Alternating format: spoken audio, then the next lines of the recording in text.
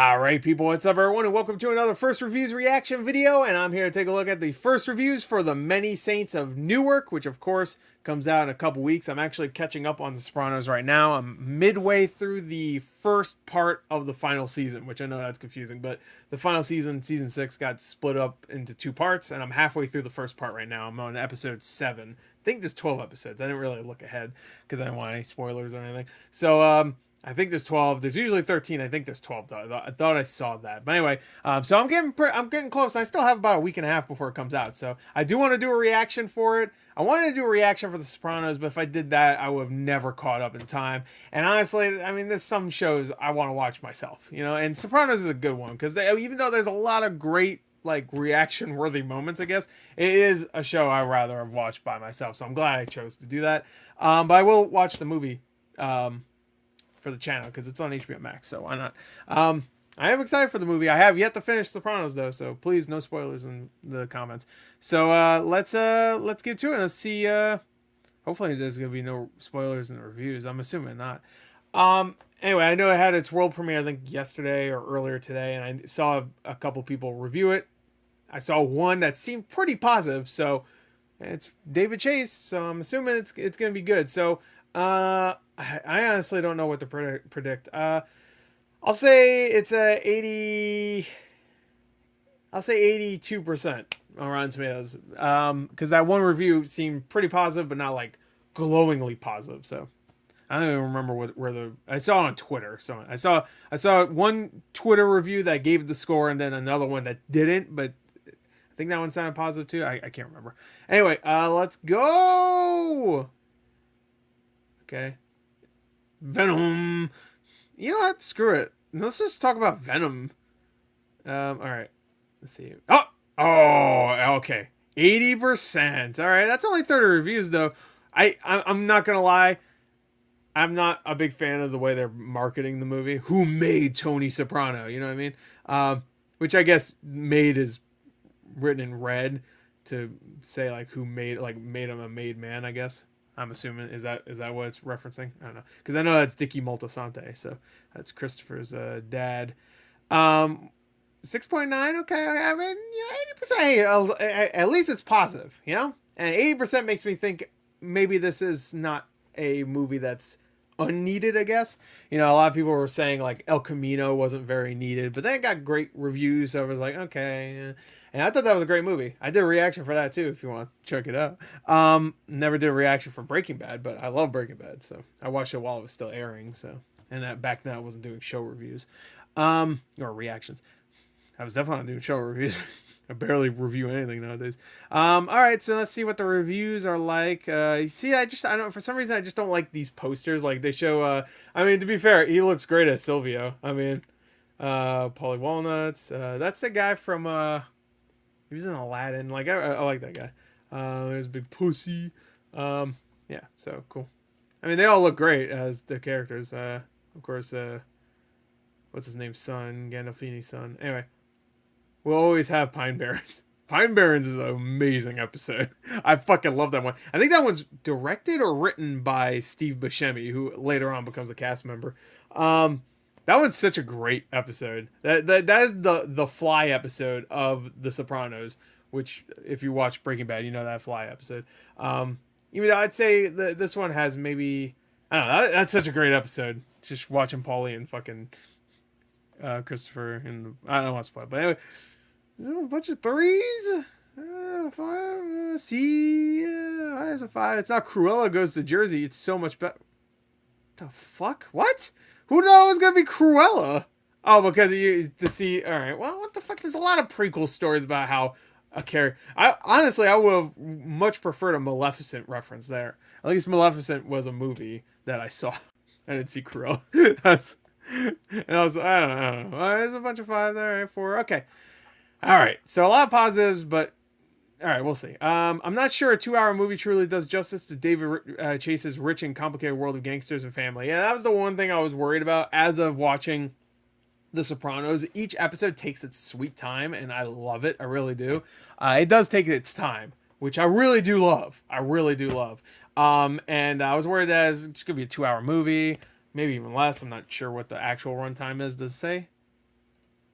No, I'm assuming it's 2 hours.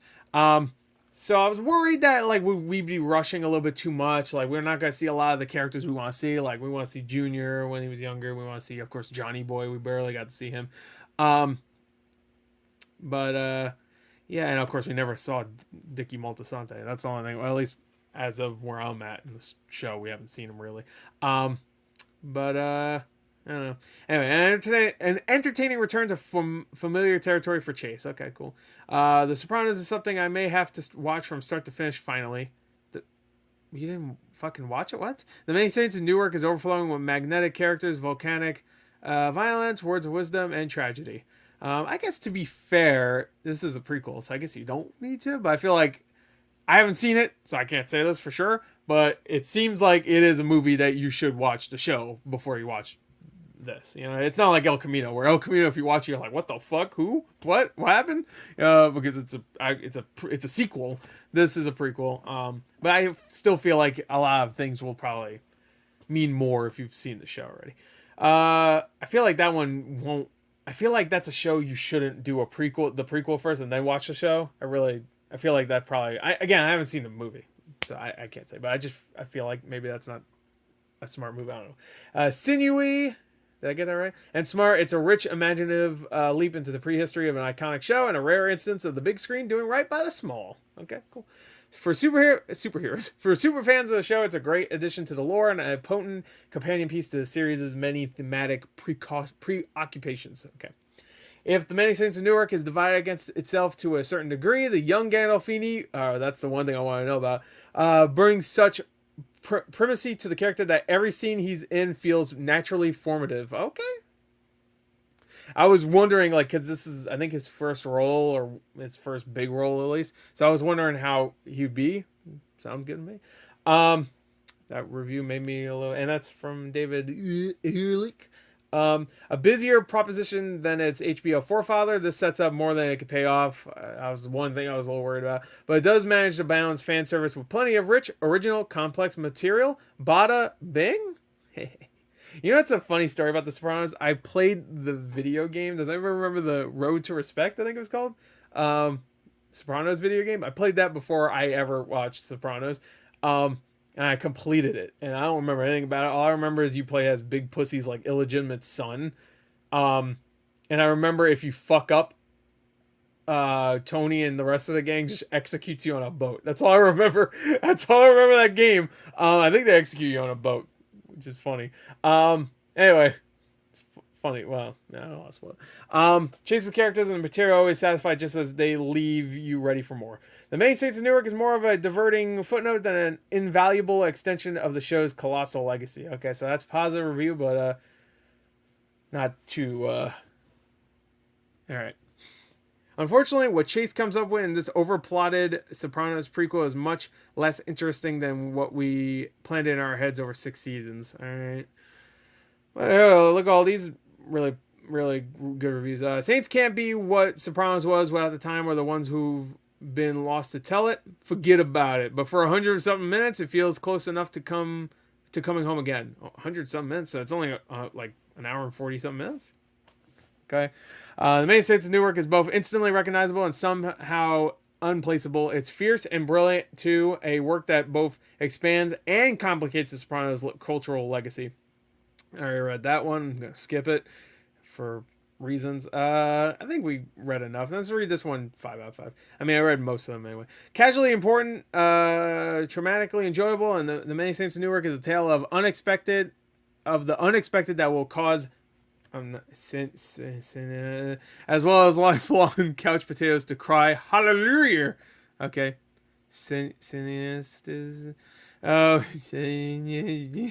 want the Many Saints of Newark to spin a good yarn, and for the most part it does. Okay. All right. The reason why I'm going to cut that short is because we also have to go to Metacritic. So let's go there. And oh shit! I forgot Star Wars Visions. Yeah, doesn't it come out tomorrow? 78. Ooh, 67. Okay. All right. I guess we'll take a look at that next. Oh, and Midnight Mass too, right there. Oh man, there's a lot of good shit coming. All right, 67. That's actually really good for a movie. Remember, and a show, obviously. Video games not so much, but for a movie that's really good. That's why anything above a 61 is a green, I guess. So all right, 67, that's still good. It's gonna be a lot of the same stuff. Saints can't be what Sopranos was. Yeah. Violent, gripping, darkly funny, and deeply human. Everything in other words you expect from a Sopranos story. Anyone who's ever wondered who and what made Tony the way he was will be richly rewarded by Alan Taylor's trip back in time. Because he directed some of the episodes, right? I'm not sure. I think he did. He's a big TV guy. He also directed Thor: The Dark World and Terminator Genesis. So eh, but he's made some great TV. I think he did some Game of Thrones stuff too. Sopranos superfans will find plenty to love about the prequel film. Of course, nobody does a better job of inhabiting their. Oh, this is the same review, but he goes into more depth and characters shell than. Wait, of course, nobody does a better job of inhabiting their character's future shell than Michael Gandolfini, whose performance as juvenile delinquent Tony Soprano is such a lived-in riff on his father's most famous role that it completely transcends the gimmicky task at hand. Okay, cool. So he really liked his performance, so that's good. Michael Gandolfini is goosebump-inducing as the young Tony Soprano amid race riots and antagonism towards rival African-American gangs. Okay, wow. Okay, so that's 2 reviews that say Michael Gandolfini's great. I'm happy to hear that. I want to know how good Alessandro Navoli, is that how you pronounce his name? Is as a Dicky Moltisanti, because I loved him in The Art of Self-Defense. If anybody's seen that movie, I fucking love that movie. He's so good in that. He's been great in a lot of other stuff too, but he was so good in that. I wanted to see how he was in this. But all right, so there you go. That's 67, but I'm not going to lie. Kenna got dropped down at one point. That's upsetting. But I really want to know about Star Wars Visions. All right, only 10 reviews. This comes out tomorrow. I'm thinking of just like binging the entire thing because I heard there's what, 7? No, there's 9. There's 9 stories, but some of them are super short. Like some of them were like 12 minutes. Others like I heard they range from like 12 minutes to 20 minutes. So I think I might just binge them all. Maybe I'll do like half of them tomorrow. I don't know. We do have a new episode of What If tomorrow, so. We'll see. Weird day to bring it out. I guess Wednesday's just a day they release stuff. I don't know. Anyway, let's see what they think. Because 78's really freaking good. A 10, 9.1, 5. Okay. I'll put a timestamp here because I was expecting to do this. Collider. This is a show that is in constant conversation with Star Wars as a whole, reimagining the franchise through 7 unique visions. All right, so 7. Wait, I thought there was 9 stories. No, yeah, that's right. There's 7 studios, but 9 stories. All right, that makes sense. Through 7 or 8. No, that's 9. Through unique visions that celebrate what makes it special while delivering some of the most exciting stories we've ever seen in the galaxy far, far away. Makes me happy.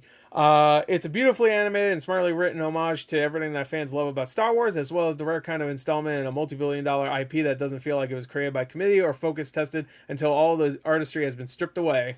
Surprised I read all that. Went out a fuck up. Proud of myself. AV Club. Watching Star Wars Vision sparks a kind of endless wonder that hasn't been present in the franchise for some time now. By tying itself to the Skywalker saga, just the first 6, right? Just the first 3 movies, right? I'm not talking about episodes. Or even, that's fine. You can do fun stuff with every episode. Or even exploring adjacent stories. The anime series allows its creators to craft. It's so weird. Star Wars anime that's actually made by Disney. Well, not made. You know what I mean. It's produced. They put the money out for it. Allows its creators to craft some genuinely, heartbreaking, groundbreaking stories, many of which are deserving of their own extended universes. I want a Star Wars anime just as a series, really. I've been wanting that for a long time. Visions in its wild swings and vivid reconceptualizing of the universe is freed from the obligations of canon, and in so doing becomes one of the most exciting pieces of Star Wars media we've seen in years. All right. Yeah. Consists of 9 standalone shorts, with the best providing a fascinating wedding of that faraway galaxy to imagery and themes rooted in Kurosawa's films. Yeah, I was getting that vibe from from the trailer. Especially that black and white one was obviously very inspired. I need to see more Kurosawa movies. I've only seen a few. Don't talk shit because my name's GorTheMovieGod. Okay, it's just his name. I haven't seen every single movie ever. Have you seen the background? It's like Well, I guess you can't really tell, but most of my shit is Shredder. Most of my shit is video game related at this point. The Galaxy Far Far Away has looked more stunning animation. Okay, they liked it. I want to read these. There's beauty here, a moment or two across the 9 episodes that are genuinely stunning, but each of them seems to be explicit pistachios of anime films and styles rather than wholly original constructions. Makes me really want to watch Animatrix again. Love that movie. I remember as a kid loving it. Yes, it's visually and stylistically lush, but the stories presented here are diverting more than they are engrossing, making the whole thing feel a bit like franchise-flavored empty calories. Okay. Anybody remember Gotham Knight? I think it was called. It was the Batman one where it had like it was kind of like Animatrix except Batman, a bunch of different studios. That was really good too. The Halo one was also not too bad. Legends, I think it was called. Anyway, all right. So hey, Star Wars Visions is good. Fuck yeah. So look at this, and Midnight Mass is good. I was considering doing a reaction series for this, but I think I might wait until closer to October just to have an October show to watch. I think there's only 7 episodes for this, so that'll be a kind of quick sit anyway. And also like I don't know, we'll see. Maybe I'll just watch it when it comes out because it looks great. I'm so excited for that. It's to the point where I didn't even watch the newest trailer that came out because I'm like, you know what, the first trailer was good enough for me. I'm in. Hey, all you had to say is that it's Mike Flanagan, and I'm in. I guess we could take. No, you know what? I'm not gonna take a look at these reviews. I don't want to know anything else about it. The teaser did a great job of teasing me. That's all I need. Tease it with your luscious lips. Anyway, I don't know. Anyway, that's it. That's our first reviews, I guess, for Many Saints of Newark and Star Wars Visions. Hope you enjoyed it. Oh, the Wonder Years reboot is good too. Wow, it's a lot of good stuff. Kanye West.